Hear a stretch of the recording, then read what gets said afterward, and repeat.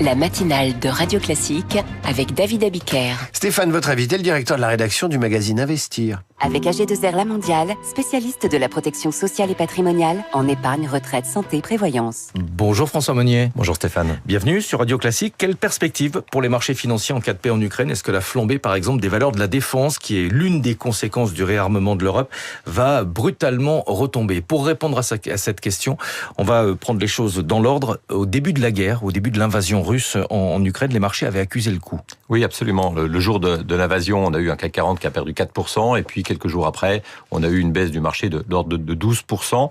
Puis la situation s'est un petit peu redressée, voire carrément redressée en Europe et sur les marchés, puisque le risque d'embrasement de l'ensemble de l'Europe a été écarté. Et donc finalement, les investisseurs sont revenus et on a assisté, à une vie plutôt quotidienne dans le travail des marchés et des investisseurs. Ouais. La guerre avait entraîné une rotation sectorielle, c'est-à-dire que les investisseurs avaient délaissé certaines valeurs, par exemple liées à la transition écologique, pour acheter de la défense et des hydrocarbures. Est-ce qu'en cas de paix, vous pensez qu'on pourrait avoir un mouvement inverse ? Non, je pense pas. Je pense que l'intérêt pour les valeurs de défense, ça reste ce qu'on appelle dans le jargon financier une méga tendance.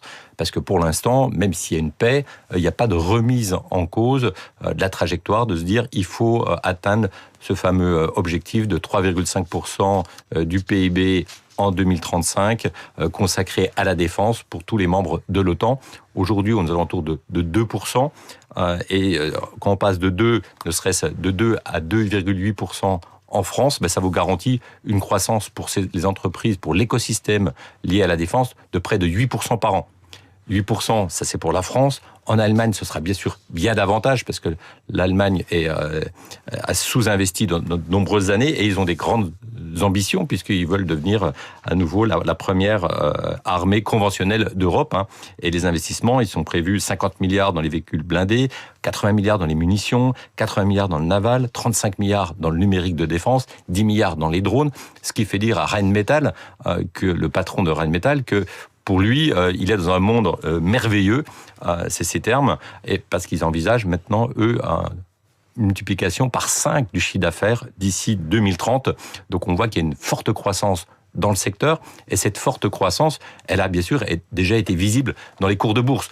Nous, on commente souvent la performance boursière des valeurs de la tech, notamment américaines. Nvidia, qui est devenue la première capitalisation boursière mondiale.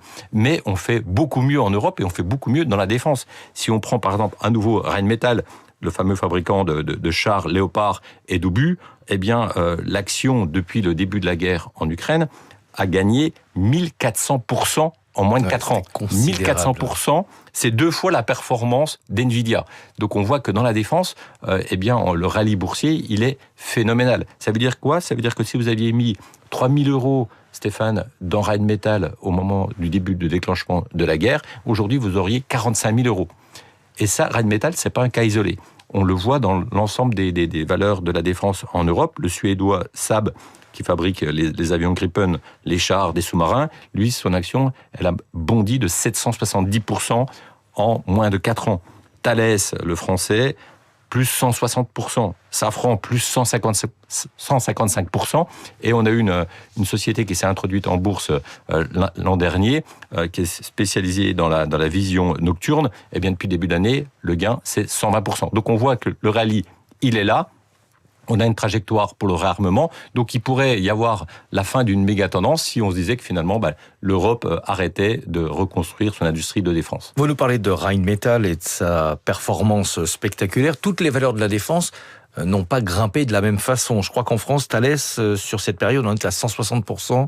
Oui, on a des valeurs françaises qui ont moins progressé que les valeurs allemandes, parce que les valeurs allemandes profitent bien sûr de l'annonce d'un prochain méga budget militaire allemand. Et donc l'Allemagne dispose de moyens que la France n'a pas. Et donc finalement, bien sûr, les Allemands qui vont dépenser à horizon de 2030, le budget de défense allemand, c'est à peu près 180 milliards. Alors qu'en France, on est plutôt aux alentours de 57 milliards. Donc on voit que le réarmement allemand, ça va nourrir bien sûr d'abord en priorité l'industrie allemande et probablement aussi un petit peu, voire beaucoup, l'industrie américaine et peut-être pas autant que ça l'industrie française. Donc là, les valeurs de défense allemandes caracolent en tête du palmarès des hausses sur les marchés financiers. Oui, je vais vous parler des perspectives. C'est pour cette raison qu'on aime bien vous recevoir à Radio Classique. Vous avez un flair un petit peu hors du commun. Si on passe comme prévu de 2% du PIB pour les investissements dans la défense à 3,5% en 2035, ça représente quand même une belle croissance. Hein. Oui, là on a on est sur un secteur qui a quasiment une croissance garantie, sauf, encore une fois, si on remet en cause les objectifs de réarmement. Mais on est sur une croissance de l'ordre de 8% en France, une croissance à 2 chiffres en Allemagne, à 2 chiffres en Suède. Donc, globalement, tout le monde se réarme. Et là, on va avoir en 2025 plus aucun membre de l'OTAN qui va dépenser moins de 2% de son PIB à la défense. Donc, on voit que la tendance, c'est une tendance de fond, même s'il y a une paix en Russie, parce qu'on peut toujours imaginer que la paix, le scénario central, c'est que ce serait une paix probablement fragile, qu'il peut y avoir toujours une guerre hybride, on l'a vu en Belgique avec des survols, des drones, on a du mal à les identifier. Donc la tension, elle est palpable, elle risque d'être durable. Nous sommes le 3 décembre, on approche de ce qu'on attend tous les ans, c'est-à-dire le rallye de fin d'année sur les marchés financiers. Pensez que la signature d'un éventuel accord de paix en Ukraine, ça pourrait alimenter ce rallye de fin d'année ? Non, je pense pas que cette signature va changer la donne, en tout cas au niveau des marchés financiers. En revanche, il peut y avoir un rallye boursier cette année, et ça va dépendre de la décision de la Banque centrale américaine le 10 décembre. Le 10 décembre,